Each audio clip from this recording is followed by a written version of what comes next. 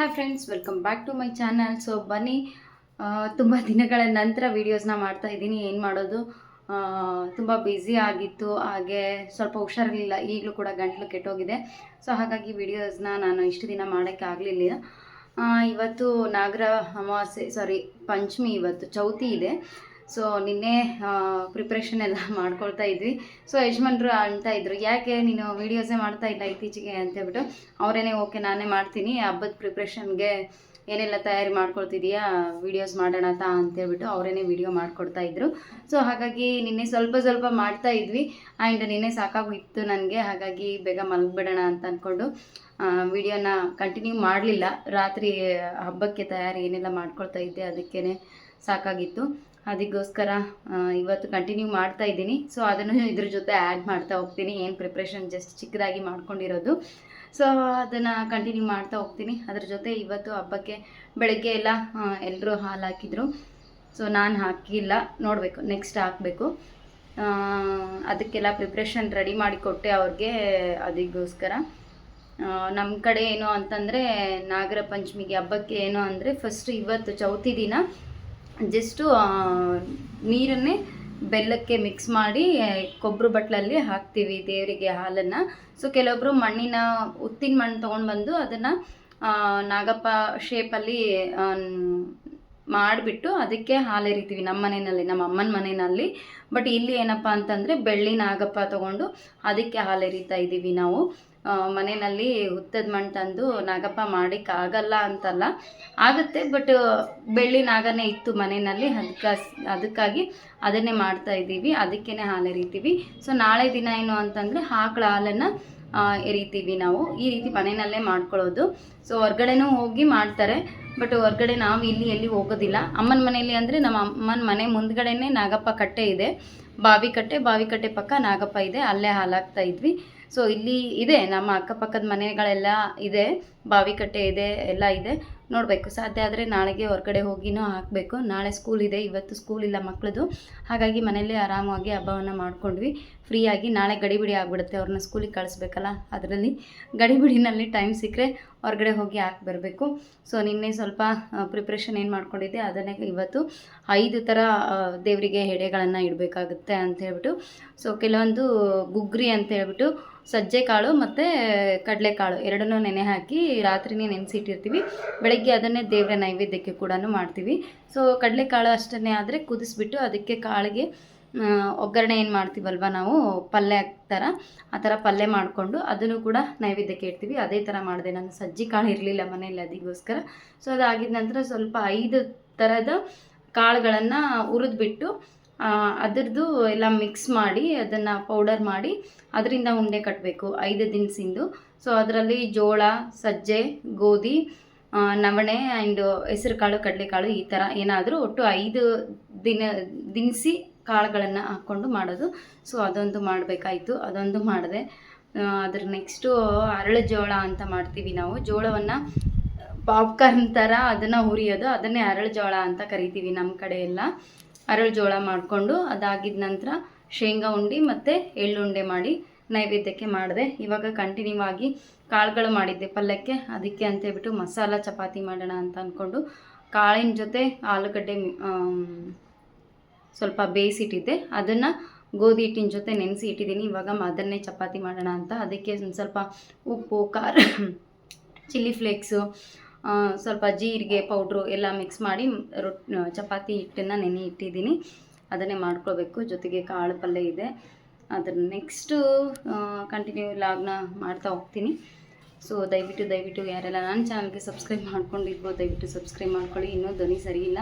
So ಅದ್ರ next ಏನಪ್ಪ ಅಂತಂದರೆ, ನನಗೆ ಕೆಲವೊಬ್ಬರಿಗೆ ಗೊತ್ತಿರ್ಬೋದು, ನಾನು ಮನೆಯಿಂದನೇ ಸಾರಿ ಬಿಸ್ನೆಸ್ನ ಶುರು ಮಾಡ್ಕೊಂಡಿದ್ದೀನಿ. ಸೊ ಯೂಟ್ಯೂಬಲ್ಲಿ ಶೇರ್ ಮಾಡಿರಲಿಲ್ಲ ನಾನು. ಸೊ ಅಪ್ಕಮಿಂಗ್ ವೀಡಿಯೋಸಲ್ಲಿ ಮೇ ಬಿ ಸಾಧ್ಯ ಆದರೆ ಶೇರ್ ಮಾಡ್ತೀನಿ ನಿಮಗೆಲ್ಲ. ಇನ್ಸ್ಟಾಗ್ರಾಮ್ ಪೇಜ್ ಸಮನ್ವಿ ಕಲೆಕ್ಷನ್ಸ್ ಅಂತಲೇ ಒಂದು ಪೇಜ್ನ ಕ್ರಿಯೇಟ್ ಮಾಡಿ ಅಲ್ಲಿ ನಾನು ಕಲೆಕ್ಷನ್ಸ್ನ ಆನ್ಲೈನ್ ಮುಖಾಂತರನೂ ಕೊಡ್ತಾ ಇದ್ದೀನಿ. ಆ್ಯಂಡ್ ಆಫ್ಲೈನಲ್ಲಿ ಕೂಡ ಬಿಸ್ನೆಸ್ ನಡೀತಾ ಇದೆ, ತುಂಬ ಚೆನ್ನಾಗಿ ನಡೀತಾ ಇದೆ. ಇವತ್ತಿಗೆ 1 ಮಂತ್ ಆಯಿತು ಹತ್ತತ್ರ ನನಗೆ ಬಿಸ್ನೆಸ್ನ ಶುರು ಮಾಡಿ. ಆ ಬಿಸ್ನೆಸ್ ಮಧ್ಯೆ ಜೊತೆಗೆ ಮನೆ ಕೆಲಸ, ಕನ್ಸ್ಟ್ರಕ್ಷನ್ನು, ಜೊತೆಗೆ ಮಕ್ಕಳು ಸ್ಕೂಲ್ ಬೇರೆ ಶುರುವಾಗಿದೆ, ಟ್ಯೂಷನ್ ಕ್ಲಾಸು. ಸೊ ಈ ಆಲ್ ಓವರ್ ಎಲ್ಲದ್ರ ಮಧ್ಯೆ ಅದ್ರ ಜೊತೆ ಶ್ರಾವಣ ಮಾಸ ಕ್ಲೀನಿಂಗು ಇದೆಲ್ಲ ಆಯಿತು. ಅದಕ್ಕೋಸ್ಕರ ವೀಡಿಯೋಸ್ನ ಮಾಡಲಿಕ್ಕೆ ಆಗಿರಲಿಲ್ಲ. ಅದ್ರ ಮಧ್ಯೆ ನಾರಿ ದಟ್ಟಿ ಸಾಮಾನು ಇದು ಅದಕ್ಕೆಲ್ಲ ಪ್ರಿಪ್ರೇಷನ್ ಮಾಡಿ ಸುಸ್ತಾಗಿ ಬಿಟ್ಟಿದ್ದೆ ವೀಡಿಯೋಸ್ನ ಹಾಕೋದು. ಇವನ್ ಇನ್ಸ್ಟಾಗ್ರಾಮಲ್ಲಿ ಸಾರಿ ಬಂದಿರೋದೆಲ್ಲ ವೀಡಿಯೋಸ್ ಮಾಡಿ ಹಾಕೋದು ಅದೆಲ್ಲ ಇದ್ದೇ ಇರುತ್ತಲ್ವ ಕೆಲಸ. ಸೊ ಅಷ್ಟು ಈಸಿ ಅಲ್ಲ ಅದು ಕೂಡ ಬಿಸ್ನೆಸ್ ಅಂದರೆ. ಜಸ್ಟ್ ಮನೇಲೇ ಇಟ್ಕೊಂಡು ಕಸ್ಟಮರ್ ಬಂದರೆ ತೋರಿಸೋದು ಕೊಡೋದು ಅಷ್ಟೇ ಆಗುತ್ತೆ ಅಂತ ಅಂದ್ಕೊಳಕ್ಕಾಗಲ್ಲ.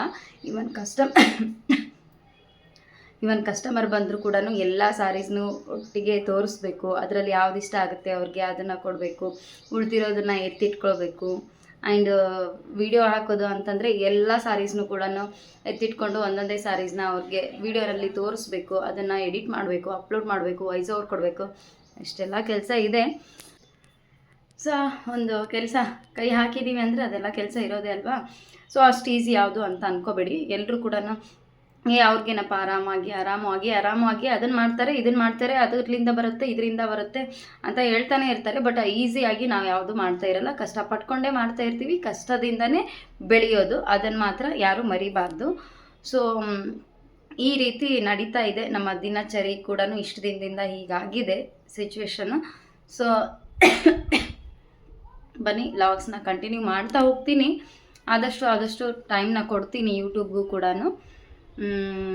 ದಯವಿಟ್ಟು ಸಬ್ಸ್ಕ್ರೈಬ್ ಮಾಡ್ಕೊಳ್ಳಿ, ಸಪೋರ್ಟ್ ಮಾಡಿ. ಬನ್ನಿ ಕಂಟಿನ್ಯೂ ಏನಾಗುತ್ತೆ ಮುಂದಿನ ಒಂದು ವ್ಲಾಗಲ್ಲಿ ಅಂತ ನೋಡ್ತಾ ಹೋಗಿ. ಇಲ್ಲಿ ಇಷ್ಟು ಮಾತ್ರ, ಇಷ್ಟು ದಿನದಿಂದ ವಿಡಿಯೋ ಹಾಕದೇ ಇರೋದಕ್ಕೆ ಒಂದು ಜಸ್ಟ್ ರೀಸನ್ ಹೇಳ್ಬಿಡೋಣ, ಕ್ಲಾರಿಫೈ ಕೊಡೋಣ ಅಂತ ನಿಮಗೆ ಹೇಳಿದ್ದೀನಿ. ಕಂಟಿನ್ಯೂ ಮಾಡ್ತಾ ಹೋಗ್ತೀನಿ ಲಾಗ್ನ. ಇವಾಗ ಇನ್ನೂ ಶೇಂಗಾ ಉಂಡೆ ಮಾಡೋದು ಬಾಕಿ ಇದೆ. ಬೆಳಗ್ಗೆ ನೈವೇದ್ಯಕ್ಕಷ್ಟೇ ಎಷ್ಟು ಸಾಧ್ಯವಾಗುತ್ತೋ ಅಷ್ಟಿಷ್ಟೇ ಪುಟ್ಟದಾಗಿ ಮಾಡಿದೆ. ಜಸ್ಟ್ ಒಂದು 15-20 ಉಂಡೆಗಳು ಎಲ್ಲ ಸೇರಿ ಆಗಿರೋದು. ಇವಾಗ ಮತ್ತೆ ಕಂಟಿನ್ಯೂ ಮಾಡಬೇಕು. ರವೆ ಉಂಡೆ, ಬೇಸನ್ ಉಂಡೆ ಮಾಡಬೇಕು ಅಂತ ಅಂದ್ಕೊಂಡಿದ್ದೀನಿ ಫಸ್ಟ್ ಟೈಮು. ನೋಡೋಣ.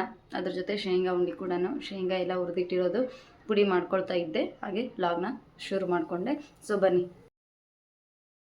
ಮನೆಯಲ್ಲಿ ಮಕ್ಕಳೇ ನಮ್ಮ ಸಂಭವನ್ ಕೂಡ ಗೂಡಿನಲ್ಲಿ ಪಚ್ಚೆ ಮುಟ್ಟಳೊಳಗೆ ಆರಾಮಿಲ್ಲ.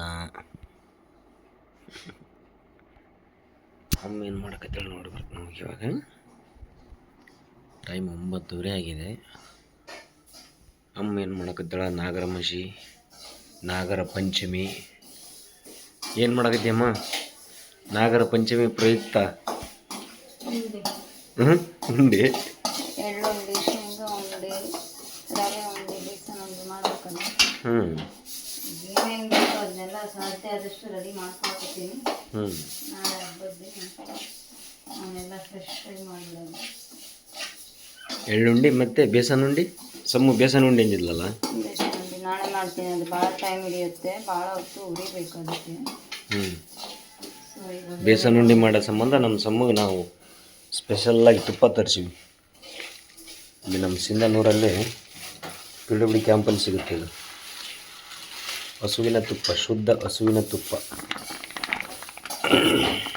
ನೋಡಿ.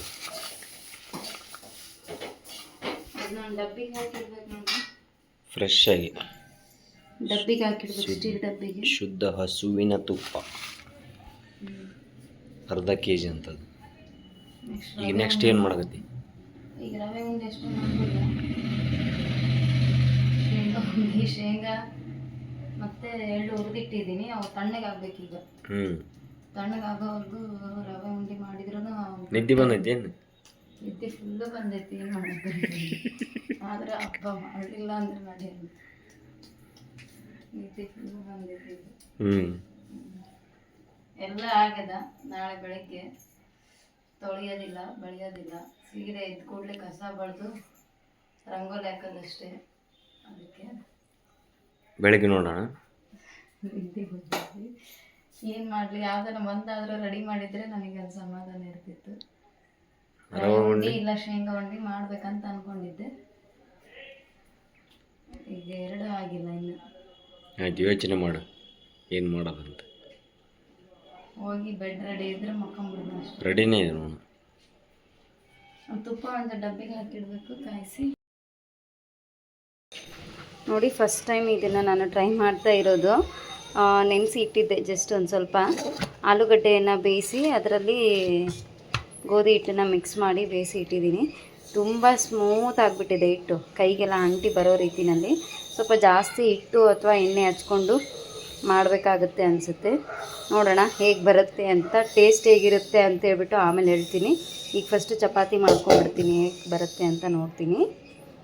ಸೊ ನಿಮಗೂ ಸ್ವಲ್ಪ ತೋರಿಸೋಣ ಅಂತ ಹೇಳ್ಬಿಟ್ಟು ಹಾಗೆ ಒಂದು ಕ್ಲಿಪ್ಪಿಂಗ್ಸ್ನ ತೊಗೊಳ್ತಾ ಇದ್ದೀನಿ. ನೋಡಿ ಮಾಡಿ ನೋಡು, ಟೇಸ್ಟ್ ನೋಡಿ ಹೇಳೋ ಹೆಂಗಿದಾವ ಅಂತ. ಸ್ಮೂತ್ ಇದಾವ ಚಪಾತಿ? ಸ್ಮೂತ್ ಅಂತೂ ಇದಾವೆ. ಯಾವ ಚಪಾತಿ ಸ್ಪೆಷಲ್? ಆಲೂಗಡ್ಡೆನ ಅದರಲ್ಲಿ ಹಿಟ್ಟಿನ ಜೊತೆ ಮಿಕ್ಸ್ ಮಾಡಿ ಮಾಡೀನಿ. ಟೇಸ್ಟ್ ಮಾಡಿ ಹೇಳು. ರೊಟ್ಟಿ ಜೊತೆಗೆ ಕಾಳು. ಮಮ್ಮಿ ಈಗೇನೋ ಕಳಿಸಿರ್ಬೇಕಲ್ಲ. ಸೂಪರಾ? ಸೂಪರ್ ಆಯ್ತಾ? ಚೆನ್ನಾಗಾಗ್ಯವ ನೋಡಿ. ಹಿಂಗೆ ಬರ್ತಿದ್ದಾವೆ ಚಪಾತಿ, ಬಟ್ ತುಂಬ ಸಾಫ್ಟಾಗಿರುತ್ತೆ. ಹಿಟ್ಟು ಜಾಸ್ತಿ ಹಾಕಿ ಲಟ್ಟಿಸ್ಬೇಕು, ಇಲ್ಲ ಅಂತಂದರೆ ಅಂಟ್ಕೊಂಡು ಹೋಗುತ್ತೆ. ತುಂಬ ಸ್ಮೂತ್ ಇದೆ ಹಿಟ್ಟು ಕೂಡ. ಇದಕ್ಕೆ ಚಪಾತಿ ಮಾತ್ರ ಸಖತ್ತಾಗಿ ಸಾಫ್ಟಾಗಿ ಇದಾವೆ ನೋಡಿ.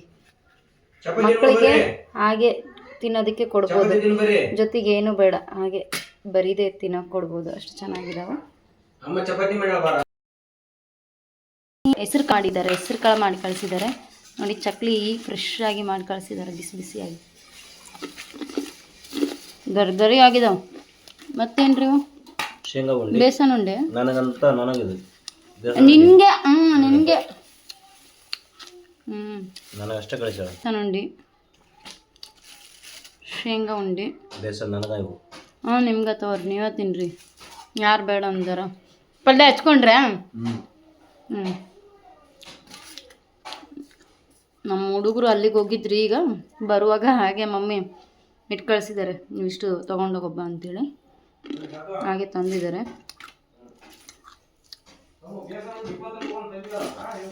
ಇದೇ ಬೇಸನ್ ಉಂಡಿನ ನಮ್ಮ ಊರಲ್ಲಿ 20 ರೂಪಾಯಿಗೆ ಒಂದು ಮಾರ್ತಾರೆ ನೋಡಿ.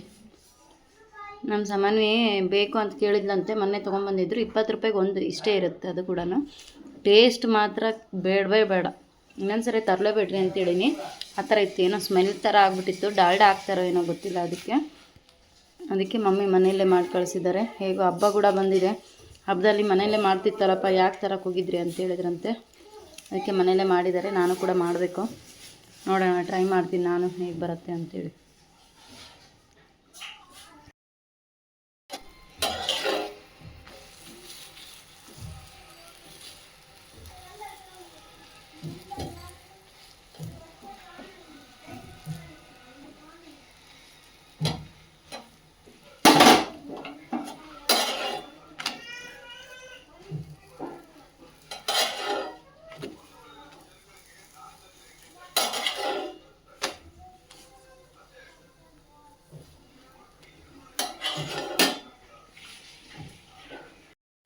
ಬನ್ನಿ ಫ್ರೆಂಡ್ಸ್, ಇವಾಗ ಊಟ ಮಾಡೋಣ. ಸೊ ಹಬ್ಬದ ಊಟ ಏನೇ ಇದ್ದರೂ ಕೂಡ ನಮ್ಮ ಉತ್ತರ ಕರ್ನಾಟಕದ ಮಂದಿಗೆ ರೊಟ್ಟಿ, ಚಪಾತಿ, ಕಾಳು ಪಲ್ಯ ಈ ರೀತಿ ಇದ್ರೇ ತುಂಬಾ ಇಷ್ಟ ಆಗೋದು. ಸೊ ನಾನು ಇವಾಗ ಬ್ಯಾಟಿಂಗ್ ಶುರು ಮಾಡ್ಕೊಳ್ತಾ ಇದ್ದೀನಿ. ಯಜಮಾನ್ರು ಊಟ ಮಾಡ್ತಿದ್ದಾರೆ. ನಾನು ಚಪಾತಿ ಆ್ಯಂಡ್ ಖಡಕ್ ರೊಟ್ಟಿ ಇದೆ, ಖಡಕ್ ರೊಟ್ಟಿಗೆ ಕಾಳು, ಮೊಸರು, ಪಲ್ಯ ತುಂಬಾ ಕಾಂಬಿನೇಷನ್ನು. ಸೊ ಅದ್ರ ಜೊತೆ ಬ್ಯಾಟಿಂಗ್ನ ನಡೆಸ್ತಾ ಇದ್ದೀನಿ. ಬನ್ನಿ ಎಲ್ರಿಗೂ ಊಟ ಮಾಡೋಣ. ಮಮ್ಮಿ ಏನು ಮಾಡಕತ್ತಿ? ರವೆ ಉಂಡೆ. ನಿನ್ನೆ ಬೆಳಗ್ಗೆ ಮಾಡ್ದಂತ ಹೇಳಿದ್ವಿ, ಇವತ್ತು ಮಾಡಕತ್ತಿ ನೋಡಿ. ರಾತ್ರಿ ನೆಕ್ಸ್ಟ್ ಮಾಡ್ತೀನಿ ರಾತ್ರಿ.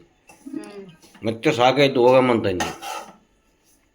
ಮತ್ತೆ ಒಬ್ಬಕ್ಕೆ ಮಾಡಂದ್ರೆ ಬೆಳಗ್ಗೆ 5 ತಿನಿಸಿನ ಉಂಡೆ ಅಂತಂದು ನೈವೇದ್ಯಕ್ಕೆ ಮಾಡಿನಿಲ್ಲ, ಮಾಡಿ ಆಮೇಲೆ ಅದು ಮಸಾಲ ಚಪಾತಿ, ಆಲೂಗಡ್ಡೆ ಚಪಾತಿ ಮಾಡಕ್ಕದು ಹಿಟ್ಟೆಲ್ಲ ಮೆತ್ತಗೆ ಆಗೋಗಿತ್ತು ಅಷ್ಟು. ಯಾವೀಗ ಬೇಸನ್ ರವೆ ಉಂಡೆ? ರವೆ ಉಂಡೆ ಇದು. ಏನೇನು ಹಾಕಿ ಇವಾಗ? ರವೆ ಹುರಿದೀನಿ ಫಸ್ಟು, ಅದಾಗಿದ್ದ ನಂತರ ಸ್ವಲ್ಪ ಕೊಬ್ಬರಿ ತುರಿ ಹಾಕಿ ಹುರಿದೀನಿ ತುಪ್ಪದಲ್ಲಿ. ಈಗ ಲಾಸ್ಟು ಸಕ್ಕರೆ ಪೌಡರ್ ಮಾಡಿಕೊಂಡು ಅದನ್ನು ಇದಕ್ಕೆ ಹಾಕಿ ಮಿಕ್ಸ್ ಮಾಡ್ತಾ ಇದ್ದೀನಿ. ಸಕ್ಕರೆ ಎಲ್ಲ ಬಿಸಿಗೆ ಕರಗಬೇಕು, ಕರಗಿ ಸರಿಯಾಗಿ ಮಿಕ್ಸ್ ಆಗಬೇಕಂದ್ರೆ. ಕರಗಿದಂಗೆಲ್ಲ ಮಿಕ್ಸಿಗೆ ಎರಡು ರವೆ ಜೊತೆಗೆ ಬೆರಿಬೇಕು.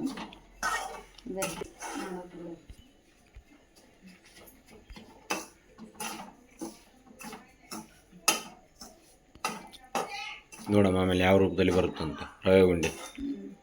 ಈಗ ಫಸ್ಟ್ ಟೈಮಲ್ಲಿ ಮಾಡೋದು ಇವು ಎಲ್ಲ ಫಸ್ಟ್ ಟೈಮ್ ಪ್ರಯೋಗ ನನ್ನ ಮೇಲೆ. ಶೇಂಗಾ ಉಂಡೆ ಅಂದೇ ಮಾಡೀನಿ. ಪ್ರಯೋಗ ಏನಿದ್ರೆ ನಿನ್ನ ಮೇಲೆ ನೀವು. ಹ್ಞೂ ಆಯ್ತು. ನೋಡಿ ರವೆ ಉಂಡೆ ನೋಡಿದ ಮೇಲೆ ಗೋಡಂಬಿ ಅವು ಹಾಕಿಲ್ಲ, ದ್ರಾಕ್ಷಿ ಒಣ ದ್ರಾಕ್ಷವು ಐತಿಲ್ಲ ಈಗ ಸದ್ಯಕ್ಕೆ ಹಾಕಿಲ್ಲ. ಆಯಿತು ನೋಡಮ್ಮ ಫ್ರೆಂಡ್ಸ್, ಬೆಳಗ್ಗೆ ಪೌಡ್ರ್ ಮಾಡಬೇಕು ಹೆಂಗಾಗಿರ್ತವೆ ಹೆಂಗೆ ಮಾಡಿರ್ತಾಳೆ ಅಂತ.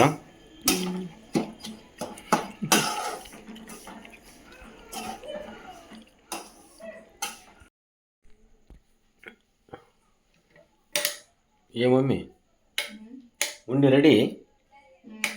ಹಾಂ ಬೆಳಿಗ್ಗೆ ಆತ ಅಂತ ಹೇಳಿದ್ದಲ್ಲ, ಬೆಳಗ್ಗೆ ಉಂಡಿ ಮುಂದೆ ಕುಂದಿರ್ಲಿ ನಾನು. ಹೆಂಗಿದೆ ಎನರ್ಜಿ? ಹೆಂಗೆ ಬಂತು ನಿನಗೆ ರವೆ ಉಂಡೆ ಮಾಡೋದು? ಪಾನಿಪುರಿ ತಂದು ಕೊಟ್ಟಿಲ್ಲ ಅದಕ್ಕೆ.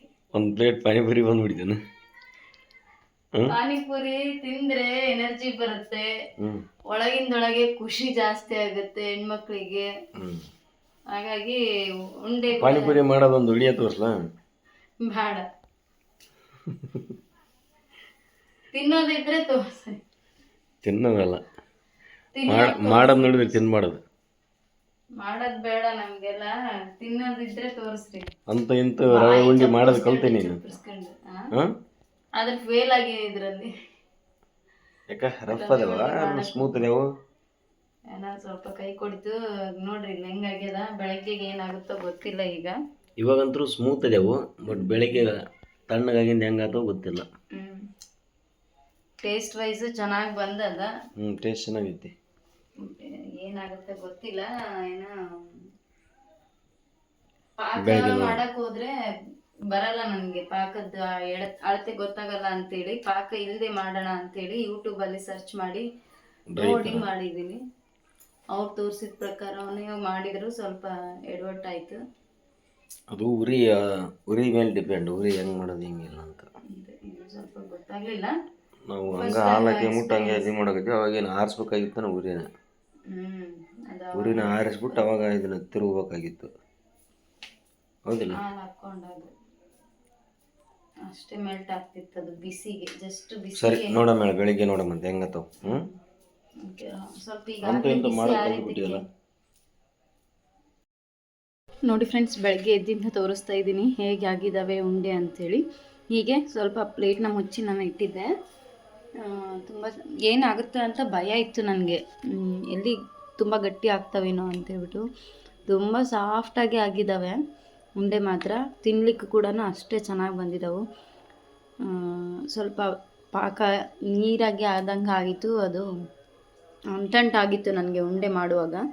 ಈಗ ಮಸ್ತಾಗಿದ್ದಾವೆ, ತಿನ್ನೋಕ್ಕೂ ಕೂಡ ಅಷ್ಟೇ ಟೇಸ್ಟಿಯಾಗಿದ್ದಾವೆ. ಸೊ ತುಂಬ ಖುಷಿ ಆಯಿತು. ಫಸ್ಟ್ ಟೈಮ್ ಟ್ರೈ ಮಾಡಿದರೂ ಕೂಡ ಏನೋ ಒಳ್ಳೆ ರಿಸಲ್ಟ್ ಬಂತು. ಬಟ್ ಮಾಡುವಾಗ ತುಂಬಾ ಕಾಡಿಸ್ತು, ತುಂಬಾ ಭಯ ಆಗೋಗಿತ್ತು. ತುಂಬ ಚೆನ್ನಾಗಾಗಿದ್ದಾವೆ.